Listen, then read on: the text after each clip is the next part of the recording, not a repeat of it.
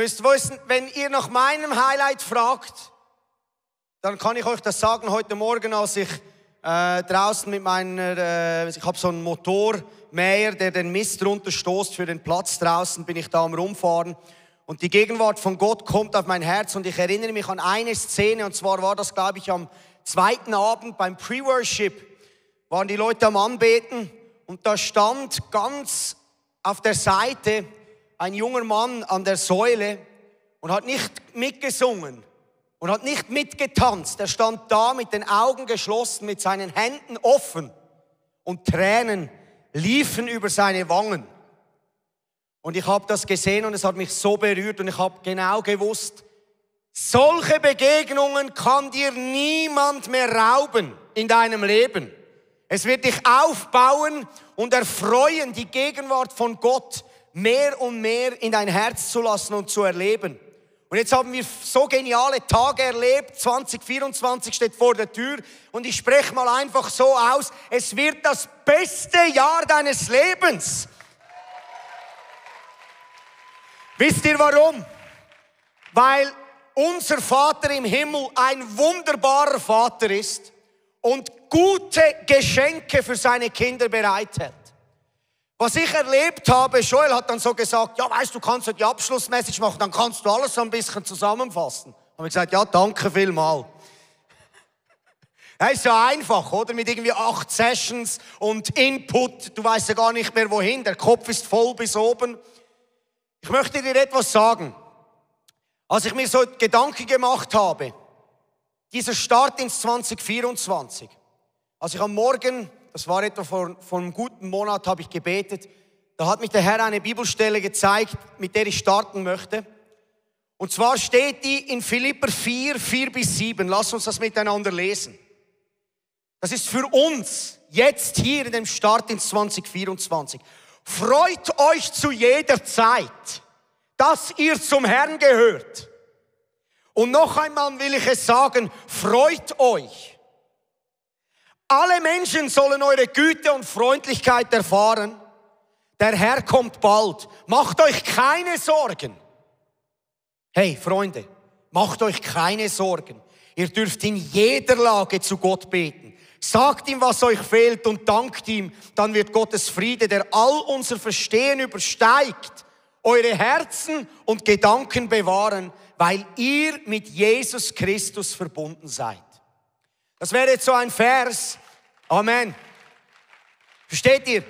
Ich glaube, das ist wie prophetisch für dieses Jahr, für dein Leben. Nimm es mit. Freut euch alle Zeit, dass ihr zum Herrn gehört.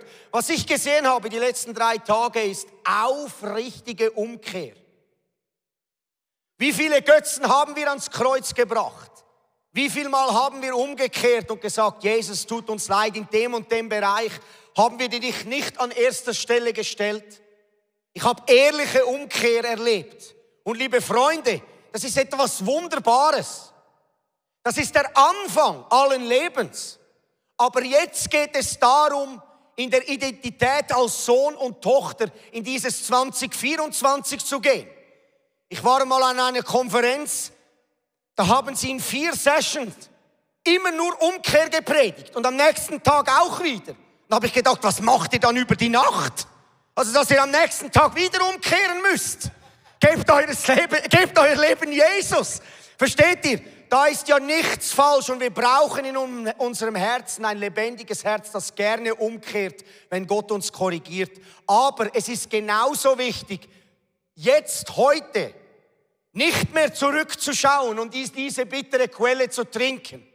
Weil in dieser bitteren Quelle der Vergangenheit bekommst du nur Tod. Jetzt geht es darum, nach vorne zu schauen. Auf den Anfänger und Vollender unseres Glaubens. Jesus First ist eben nicht nur im Moment, sondern auch in der Zukunft. Amen, I love that.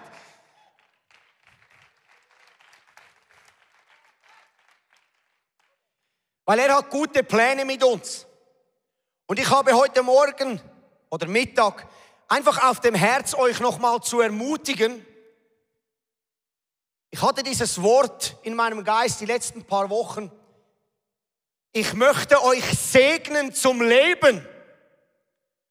Versteht ihr, ich möchte euch segnen zum Leben, weil der Tod ist omnipräsent in der Welt und Angst möchte unser Herz ergreifen, aber Jesus sagt von sich selbst, ich bin der Weg, die Wahrheit und das Leben. Wer sein Vertrauen auf mich setzt, wird nie enttäuscht werden. Liebe Freunde, wenn das ein Wort ist, das du mitnimmst von dieser Conference, dass Jesus genug ist, dass du sicher sein kannst, wenn du dein Leben auf Jesus setzt. Im Englischen heißt, I have never seen the righteous forsaken or their children begging for bread. Ich habe noch nie erlebt, dass ein Gerechter sein Vertrauen auf Gott gesetzt hat und enttäuscht worden ist. Es wurde ihm zum Segen und seiner Familie und seinen Kindeskindern. Das ist die Zusage des Herrn. Amen. Versteht ihr? Das ist die Wahrheit. Viele Leute fragen mich, aber Dominik, wie muss ich im Heiligen Geist leben? Wie ist das Leben im Geist? Wie kann ich da voranschreiten? Und eine der einfachsten Erklärungen, die ich in meinem Leben gefunden habe, ist, ein Leben im Geist zu führen, heißt nichts anderes als ein Leben in Übereinstimmung mit der Wahrheit. Und die Wahrheit ist Jesus. Und wie Josie gestern Abend gesagt hat, dieses Buch ist voll damit. Aber wenn du es dir nicht anhörst oder liest und in ein Herz lässt, weil Jesus sagt in Johannes 6,63, meine Worte sind Leben und Geist. Wer gestern im Workshop war, des Sprachengebets? Amen. Halleluja. Der Heilige Geist ist aktiv in unseren Reihen. Wir haben gestern auch wieder so stark gemerkt, wie wenn der Geist Leben bringt, dann musst du nichts mehr sagen. Dann passiert etwas im Herz. Und liebe Freunde, unser Glaube ist nicht nur ein Kopfglaube. Unser Glaube ist auch und foremost und zuallererst ein Herzensglauben. Weil meine Kinder sagen mir, ja, aber Papi, wie sieht dann Jesus aus? Ich habe ihn noch nie gesehen. Dann sage ich ihnen, ich habe ihn auch noch nie gesehen mit meinen physischen Augen. Aber mein Herz hat ihn gesehen. Und irgendeinmal, wenn wir alle von dieser Erde gehen, werden wir dieses Lamm sehen. Amen.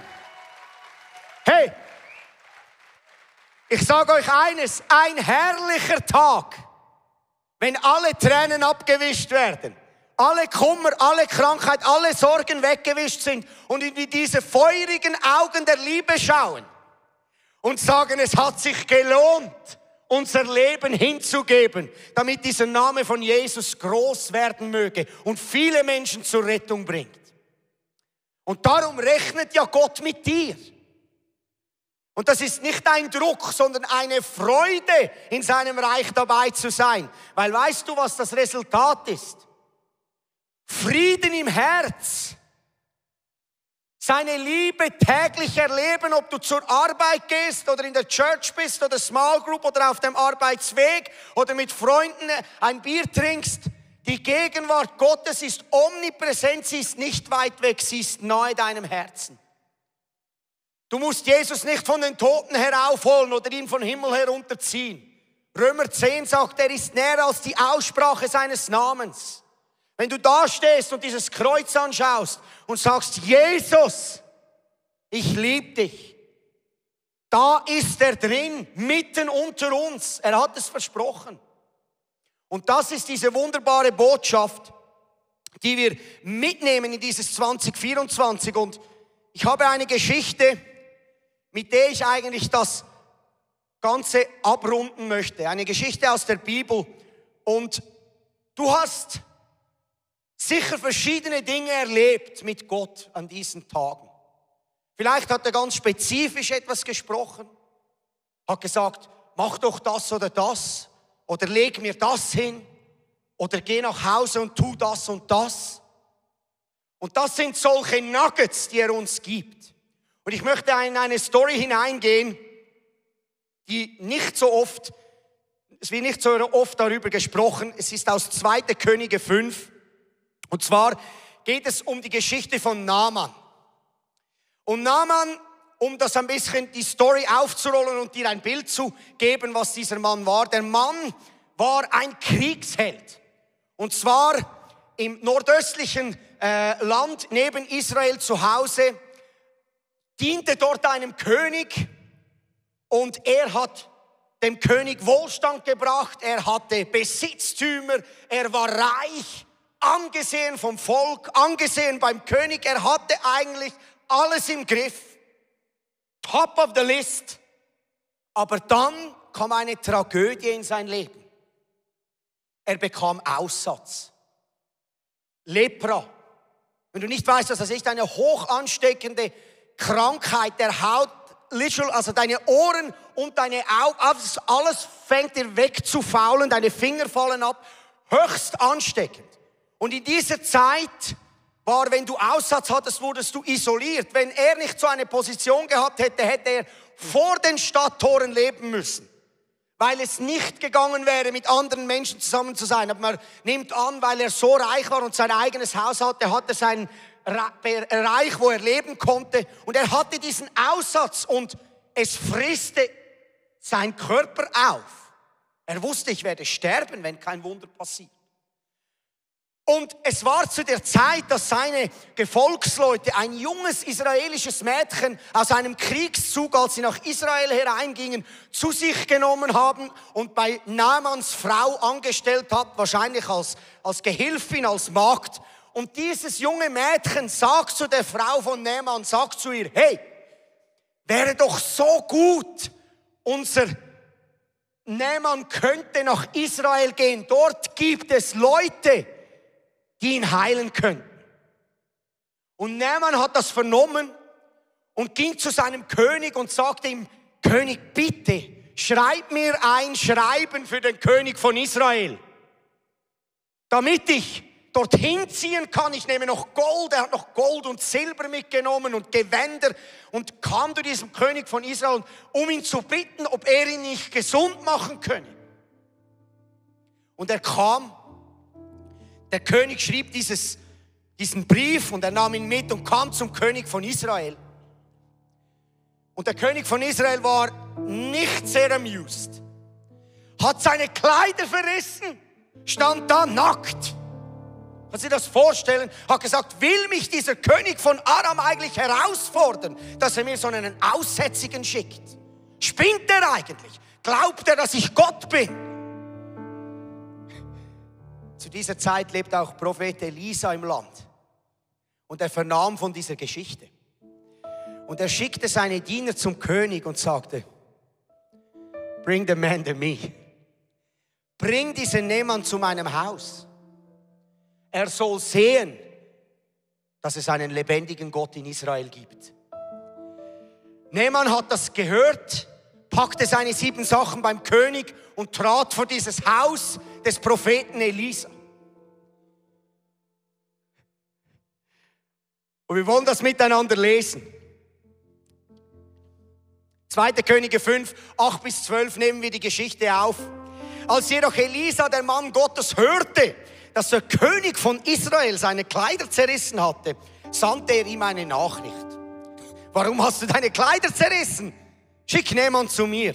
Er soll sehen, dass es einen Prophet in Israel gibt. Also zog Naaman mit seinen Pferden und Streitwagen zu Elisas Haus und wartete vor der Tür. Elisa ließ ihm durch einen Diener ausrichten, geh und wasch dich 7-mal im Jordan.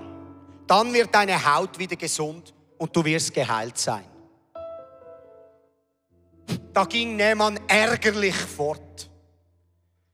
Er hat sich so aufgeregt. Jetzt komme ich so weit her an diesen Ort vor das Haus des Propheten und dann lesen wir, ich hatte angenommen oder auch gedacht, dass er persönlich zu mir kommt, dass er doch zumindest rauskommt und sagt, ich hatte erwartet, dass er die Hand über den aussätzigen Haut ausstreckt, den Namen des Herrn seines Gottes anruft und mich heilen würde. Das war seine Vorstellung. Ich habe gedacht, er kommt doch so raus. legt mir die Hand auf, betet und ich werde gesund. Und jetzt sagt er mir, ich soll in diesen stinkenden Fluss Jordan gehen. That's nasty water. Versteht ihr? Sind denn Abana und Parpar in Damaskus denn nicht besser als alle Flüsse Israels? Warum kann ich mich nicht in ihnen waschen und geheilt werden?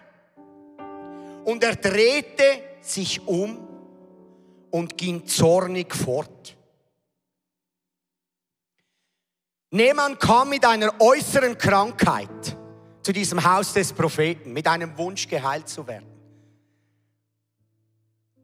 Und er ging auch noch ungeheilt mit einer inneren Krankheit weg von diesem Haus. Er war zornig. Ich habe doch gedacht, und seien wir mal ehrlich, viele unserer persönlichen Erfahrungen mit Gott fangen genau da an. Ich habe doch gedacht, Gott müsste es so und so machen. Aber seine Gedanken sind nicht unsere Gedanken. Ich habe gedacht, er macht es so und so. Und Naaman ging fort, er war äußerlich nicht geheilt und innerlich zornig. Also, er kam mit einem Laster und ging mit 2 weg. Scheiße. Aber zum Glück hat er gute Freunde gehabt. Wir lesen weiter in 2. Könige 5, 13 bis 14. Seine Begleiter aber redeten ihm gut zu. Herr, sprachen sie zu ihm, wenn der Prophet etwas Großes von dir verlangt hätte, hättest du es nicht getan? Wie viel eher solltest du ihm gehorchen, wenn er dich nur auffordert, bade dich, damit du wieder gesund wirst? Also ging Naaman hinab an den Jordan und tauchte sich 7-mal unter, wie der Mann Gottes es ihm befohlen hatte. Da wurde seine Haut so gesund wie die eines kleinen Kindes und er war geheilt. Amen.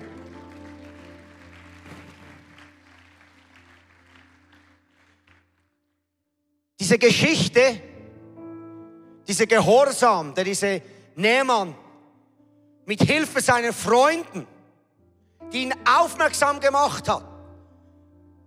Oft sind es die kleinen Dinge, die uns vorwärts bringen im geistlichen Leben. Nicht immer die großen Sachen.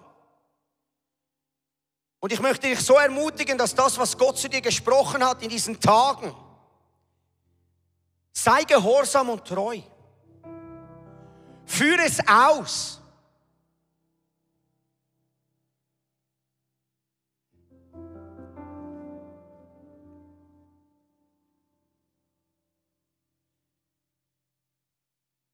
Naaman wollte nachher zu Elisa gehen und ihm alle diese Geschenke aufdrücken. Und Elisa hat gesagt, ich nehme nichts an, du darfst mir nichts geben. Und er konnte es nicht glauben.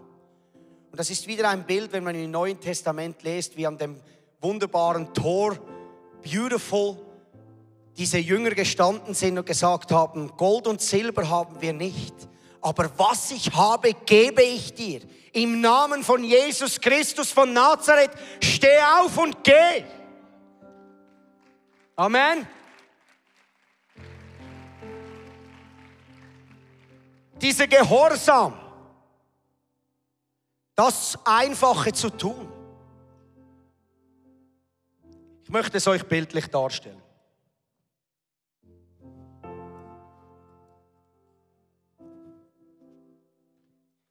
Also, wenn Gott sagt, wir tauchen 7-mal unter, ja, machen wir es effektiv. Ja, aber Gott, vielleicht schon ein bisschen komisch.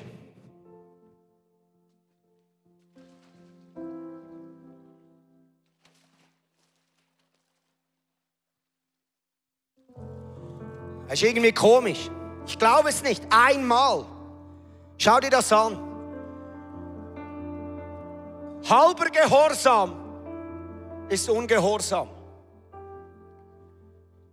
Halber Gehorsam ist Ungehorsam. Wenn Gott sagt 7-mal, dann ist es nicht einmal.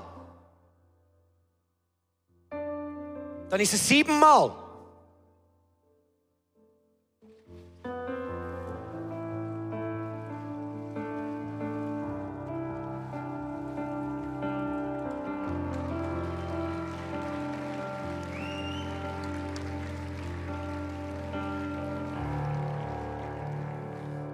Ja, aber Gott, das sieht ja wirklich chaotisch aus.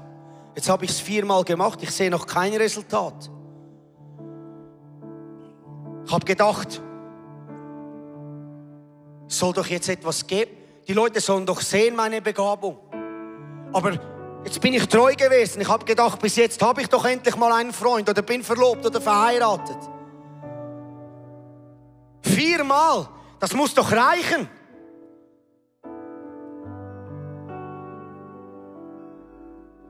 Ich möchte dich ermutigen, treu zu sein. Das, was Gott gesagt hat, zu tun. Die Leute werden dich anschauen und dich für komisch erachten in deiner Treue zu Gott. Wenn sie sagen, der spinnt doch.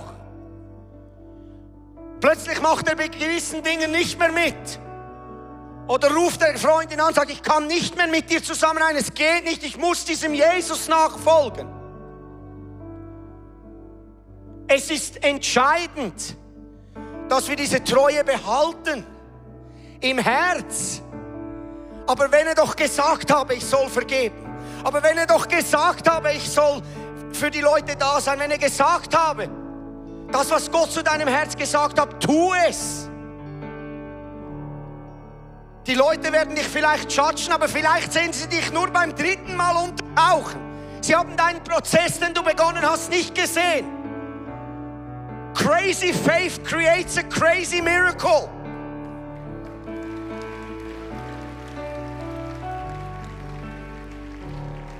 Wir sind bei 4.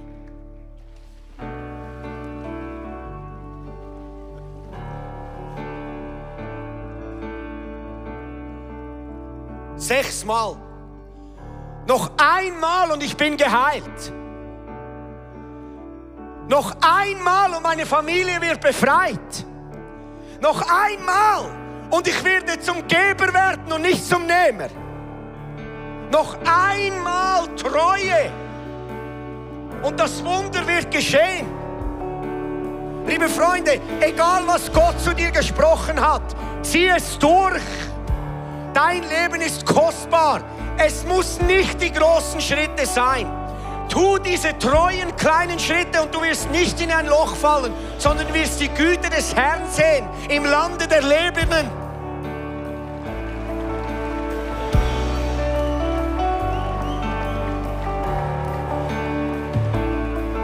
Tom, was ist die Botschaft? Gib nicht auf beim 6. Mal. Ich habe viele Menschen gesehen, die waren on fire für Jesus. Und nach ein paar Jahren habe ich sie nirgends mehr gesehen. Aber wenn du solche Erfahrungen hast wie dieser junge Mann da draußen, wo die Liebe Gottes erlebt hat, kann es niemand aus dem Herz nehmen. Ich weiß, Kalupnes waren da und sie haben gesagt, immer noch on fire für Jesus. Und ich habe gesagt, ja, wo soll ich dann hingehen? Wer anderes hat Worte des Lebens als Jesus? Niemand. Wahrer Frieden wirst du nur in der Gegenwart von Jesus erleben. Darum ermutige ich dich, don't quit by 6. Hör nicht auf bei 6, zieh es durch. Also ziehen wir es auch noch durch zusammen, das 7. Mal und nachher lass uns aufstehen. Und das, was Gott zu dir gesprochen hat, zu ihm bringen und in dieses 2024 laufen. Und das tun und umsetzen, was er dir an dieser Conference gesagt hat. Und es wird zum Segen werden. Und ich segne dich mit allem, was du brauchst. Ich segne dich.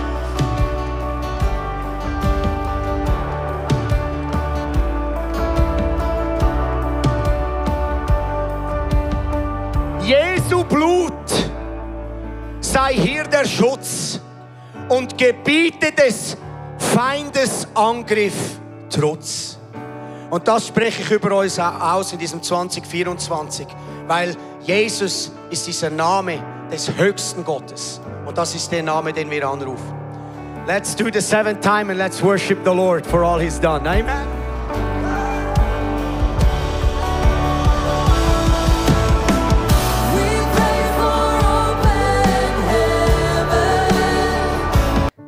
Ich hoffe, die Message hat dich ermutigt und dir weitergeholfen, wo du stehst in deinem Alltag.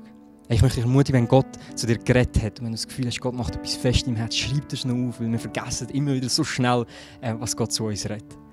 Hey, und wenn es dich interessiert, wer der Sunday Night ist, was das für ein Gefäß ist, dann möchte ich dich ermutigen, hey, wir haben einen Telegram-Channel, du bekommst jetzt gerade hier einen Einblender, wo du kannst, den abonnieren und du wirst immer die neuesten Infos bekommen, was wir als Community machen, am Freitagabend, am Sonntag, was auch immer gerade ansteht.